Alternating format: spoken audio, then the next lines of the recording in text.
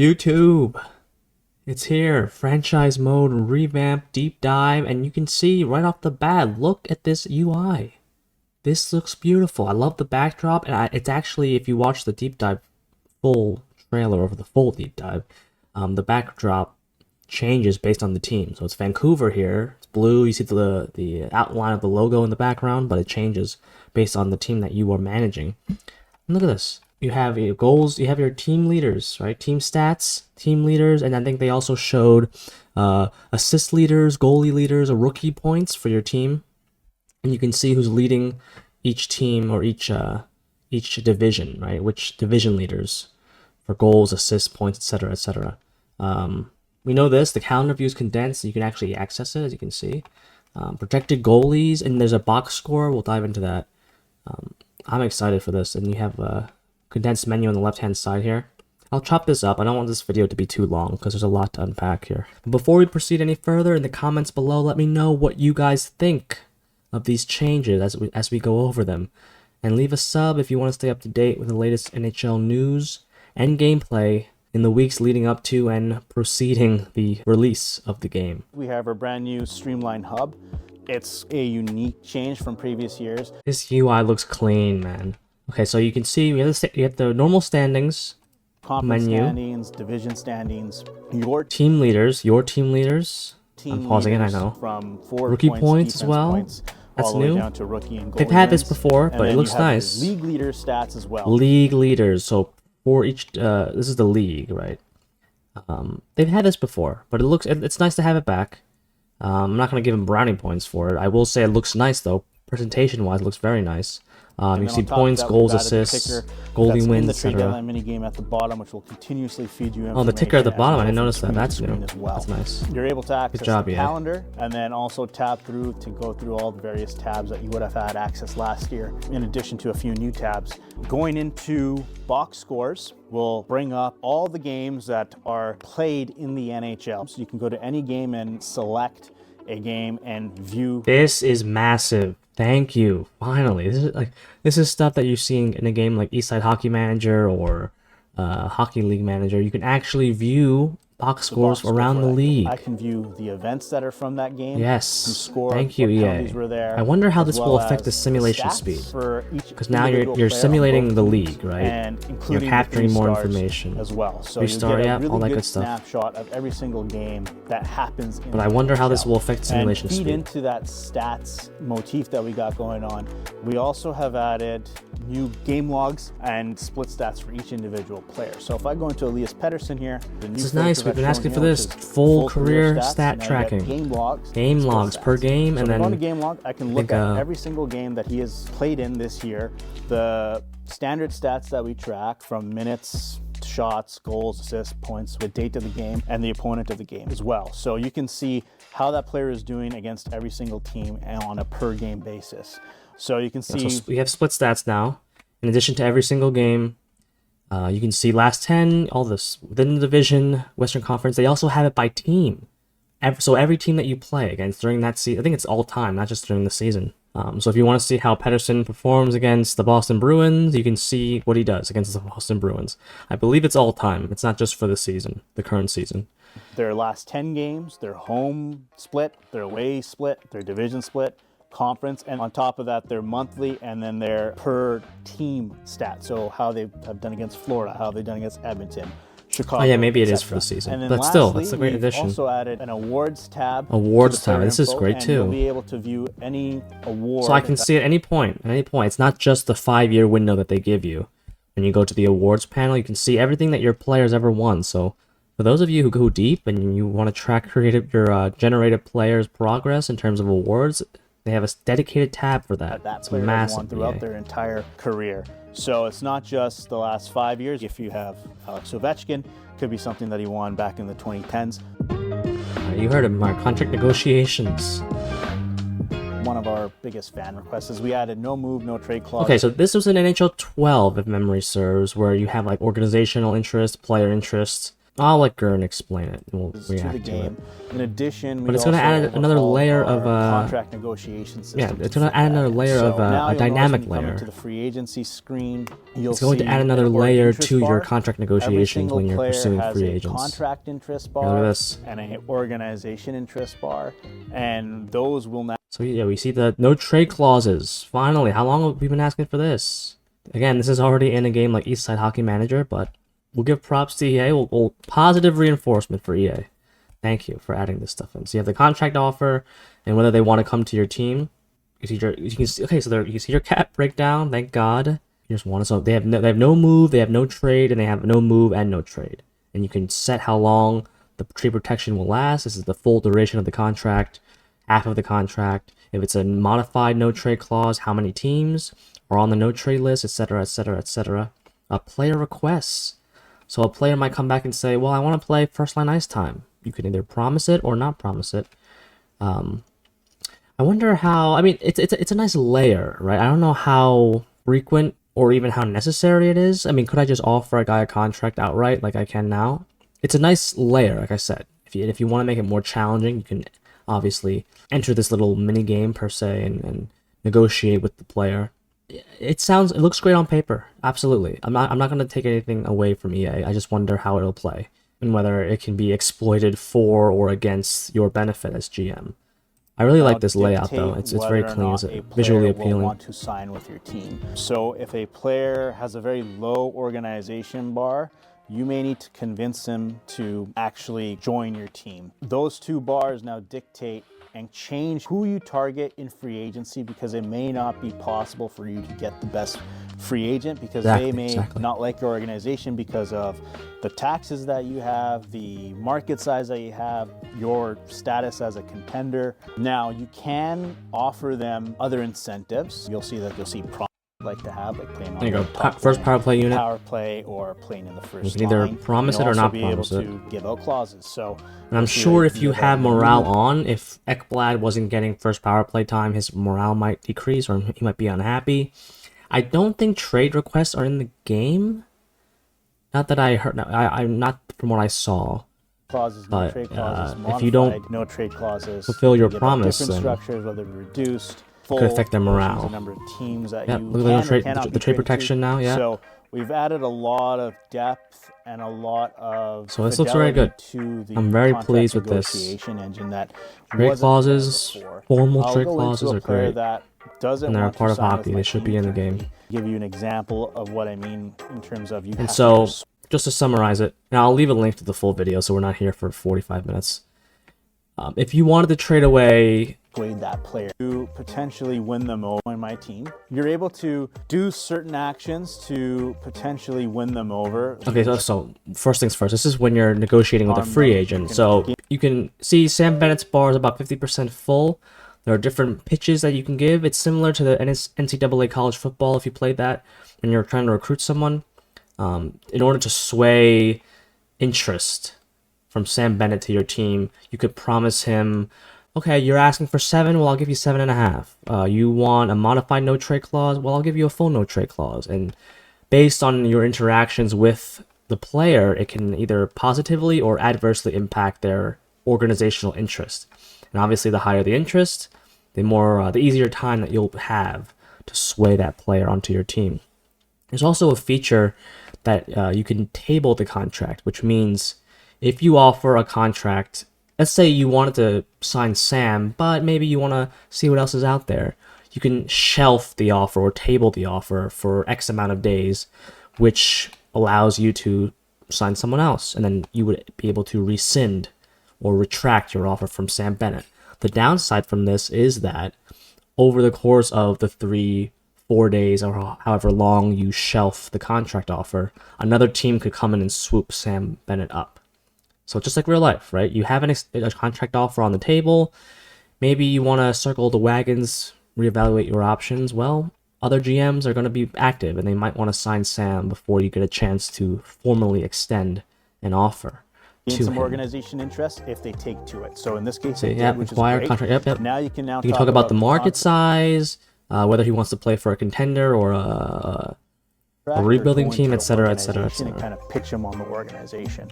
So if I go into here, I can now pitch him on the market size and the team status and persuade him into wanting to join my team and forego his expectation of preferring to play in a smaller market like Florida. Yeah, so like I said, everything that I mentioned is here. And if you fail with the persuasion attempt or the pitch, then it's gonna hurt your chances of signing him.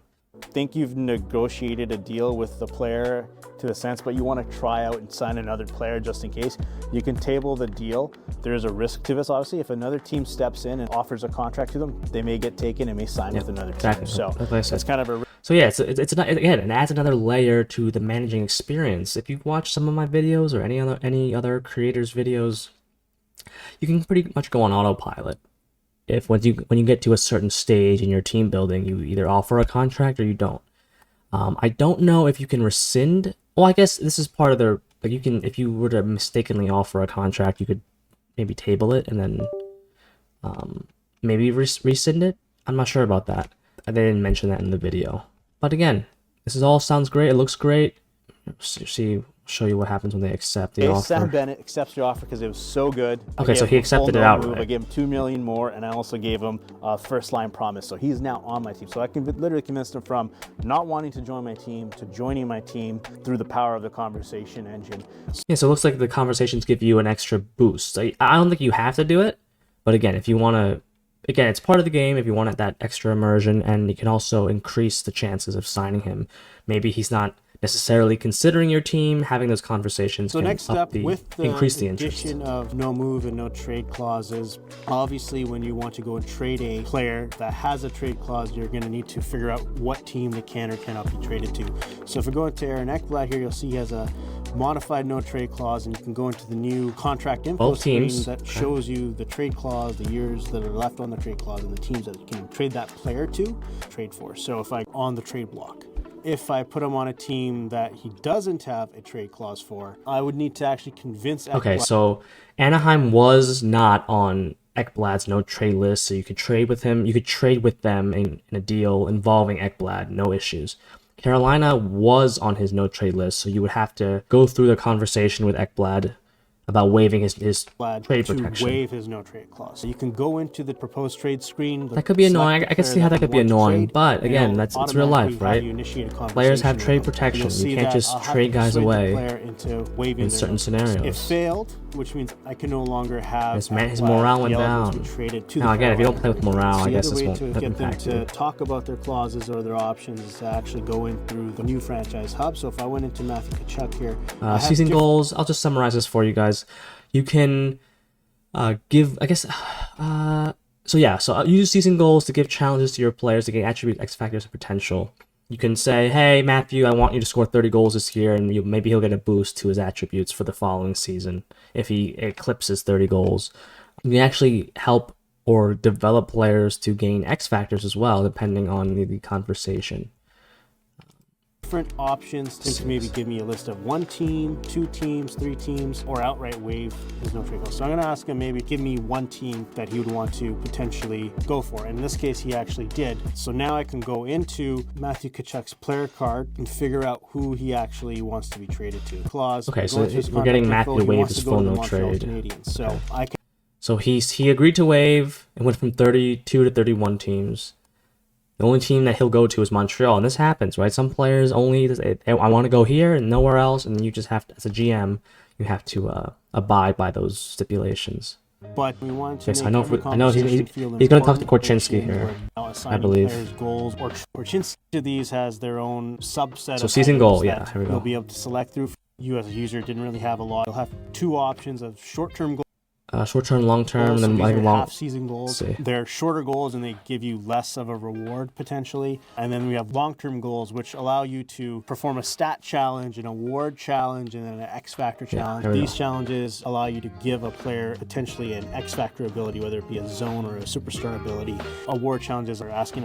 I guess the stat challenge is a smaller boost to your attributes, and then award challenge is a larger attribute increase. And then X Factor is obviously potentially developing a superstar or zone X Factor. It's cool. I mean, I don't think I'll be doing that as much. The contract stuff is more interesting to me. The contract negotiations, the trade clauses.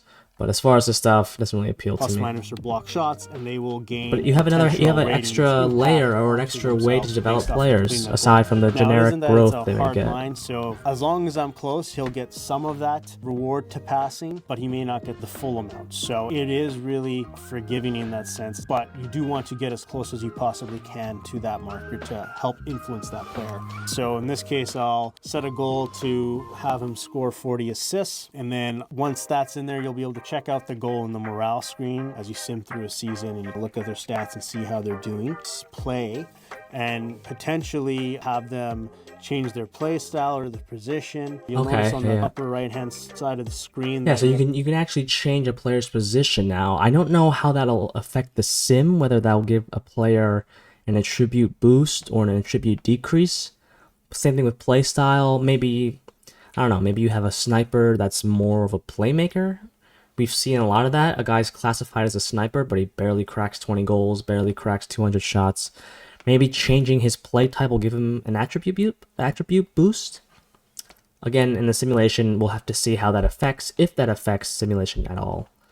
That's nice. It's again nice new feature. Maybe you need a second line center and a guy is a winger but has great defensive stats. How likely a player will potentially adhere to being able to change to a new playing style or a position that they play. The younger the player, it'll actually make it a little bit more easier for that player to be a little bit more malleable. Younger players are more impressionable, easier malleable. for them to learn that new play style or position. So an older player will be a little bit more set in their ways, and main rating will be harder to convince. So players that are really good at defense, they probably don't want to move out from defense. But if the player has a lower defensive awareness, you may be able to get them to change to a forward. Here I'll ask. Okay, that makes sense.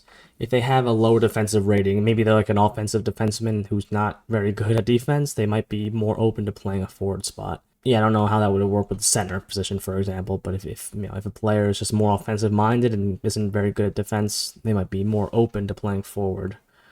He doesn't want to play forward. His position. So in this case, that persuade failed. In many cases, the persuade may or may not work, but you do have the ability to change a player's position. And that's cool. It's very cool. Again, it's a conversations will get old after a while, I reckon, but it's a nice little feature. Again, I'm not sure how it'll affect the simulation, or even in game for that matter. It might boost their attributes, or maybe alter their attributes depending on the position change. If he goes from left to right defense, maybe he gets like a +1 in shooting if he's on his strong hand versus his offhand, or etc.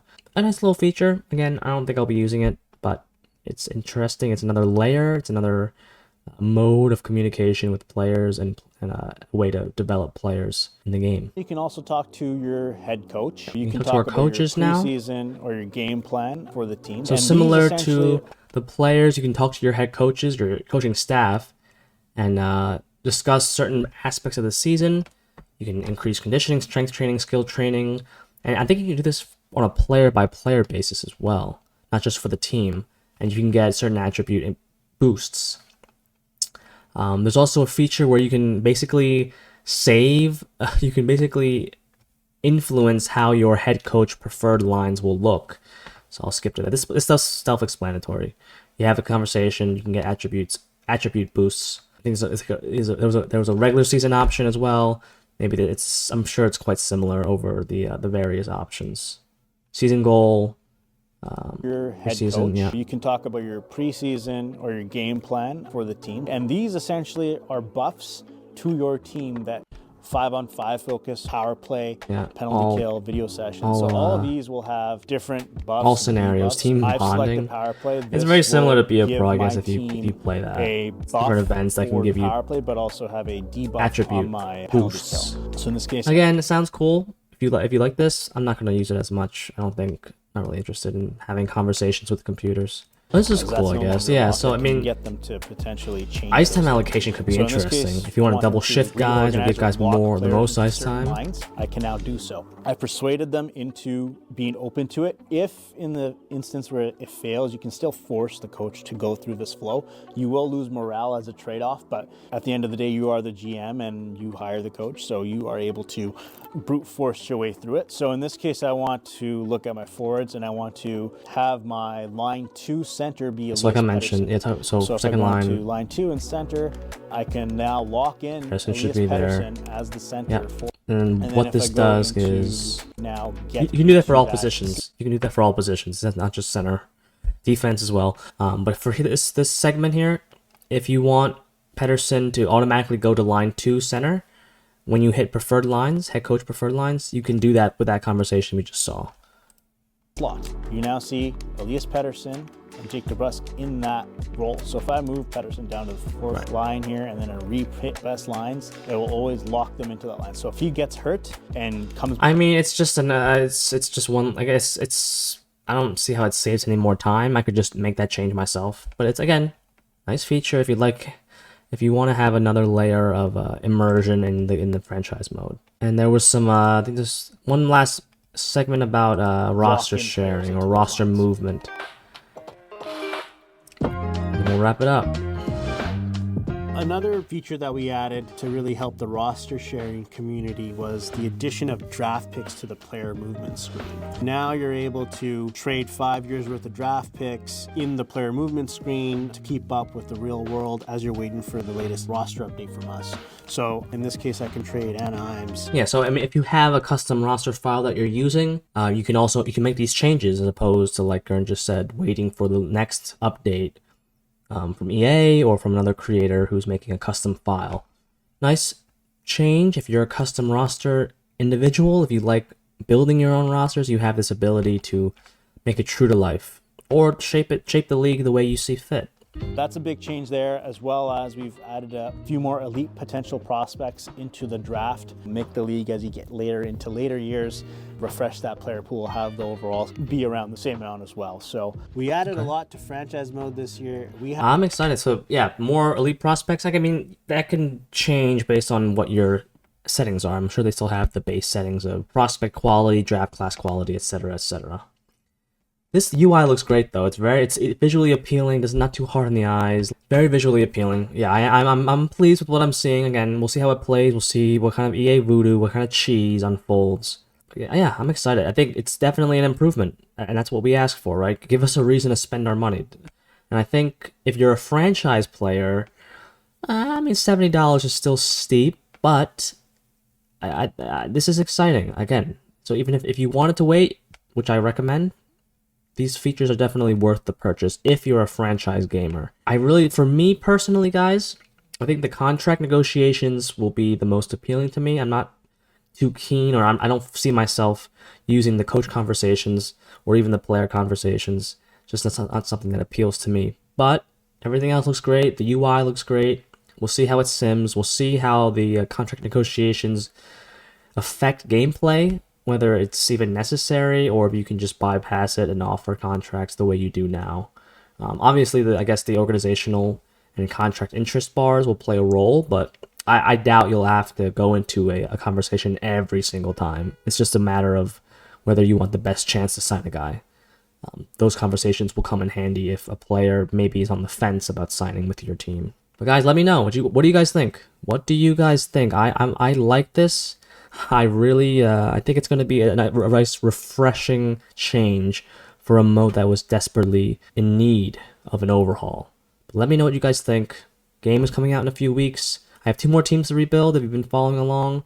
If you made it this far, please like and subscribe. If you want to stay up to date on the latest NHL 25 news and gameplay for when the game finally comes out. So long, guys. I'll see you in the next video. So long for now.